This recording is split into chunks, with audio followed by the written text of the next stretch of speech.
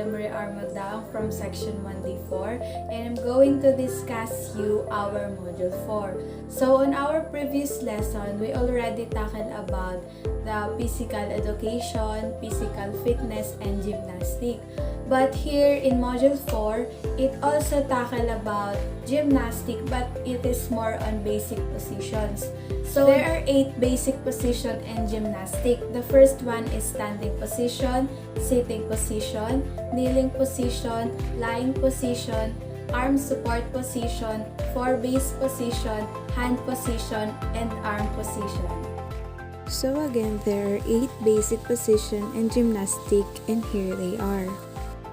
So let's talk about the types of standing position. Feet together. The feet are about 1 inch apart, toes pointing forward, arms at the sides. Stride position. The feet are apart about 12 inches wide. The weight of the body is on the both feet and the trunk is at the center, arms at side. Lunge position. Bend one knee, the other leg straight. Weight and both feet, hands on hips. Half knee bend, feet together, bend knees to about 45 angle feet flat on the floor, body erect, hands on hips. Full knee bend or squat position, the knees are fully bent, sit on the heels of the feet, the weight of the body is on the ball of the feet. Now, let's move on to sitting position.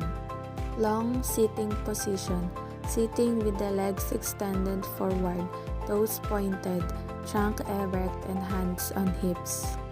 Hook sitting position. Sit on buttocks, bend knees close to the body, trunk erect, hands on shin of the legs. Long sitting rest position. Legs and toes are extended forward, hands at the rear on the floor, elbow and body straight.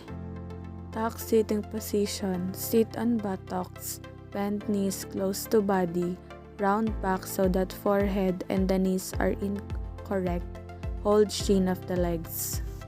Stride sitting position. Sitting on the buttocks, spread legs apart, trunk erect, hand on thighs. Side sitting position. Sitting on the buttocks, bend right or left leg extended sideward, hand on knees. Hurdle sitting position. Sitting on buttocks, bend right leg at the back about 90-degree angle and the other leg extended diagonally forward. Heel sit. From kneeling position, sit on the heels of the feet, toes pointed, hands on hips.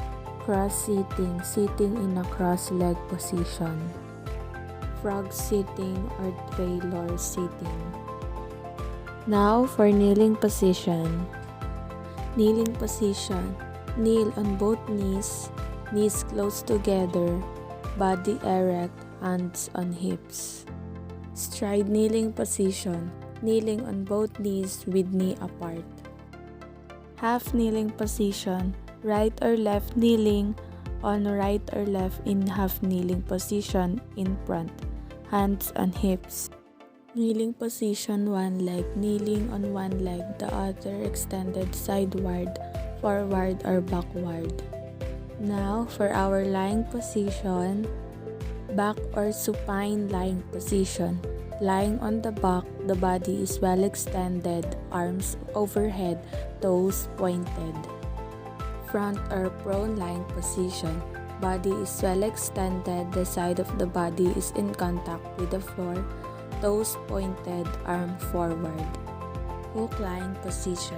In a back of lying position, bend knee with the feet close to buttocks, feet flat on the floor, arms overhead. Tuck lying position.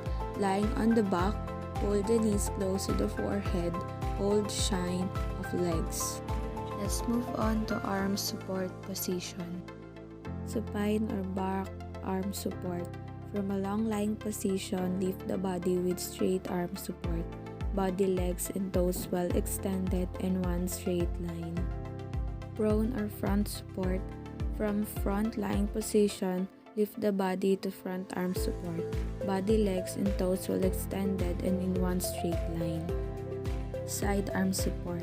The body is supported with the right or left arm. The body is well extended. Now let's talk about the 4 base position.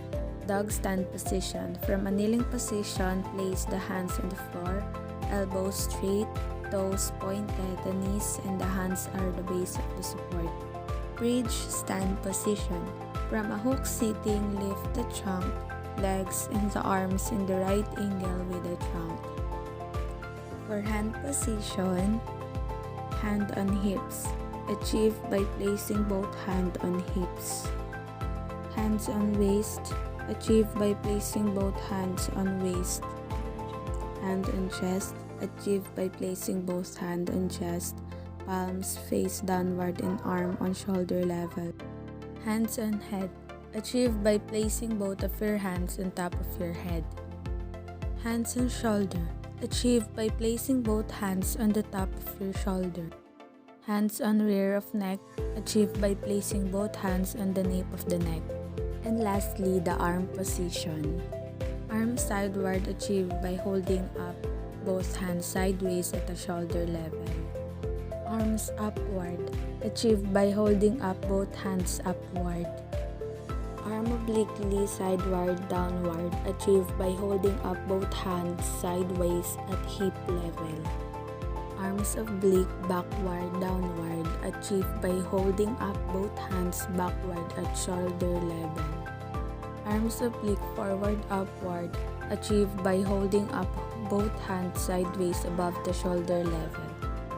Arms forward, achieved by holding up both hands forward at shoulder level. And lastly, arms in reverse V position, achieved by raising your elbow at shoulder level and facing your arms forward. So these are my introduction of basic position in gymnastics.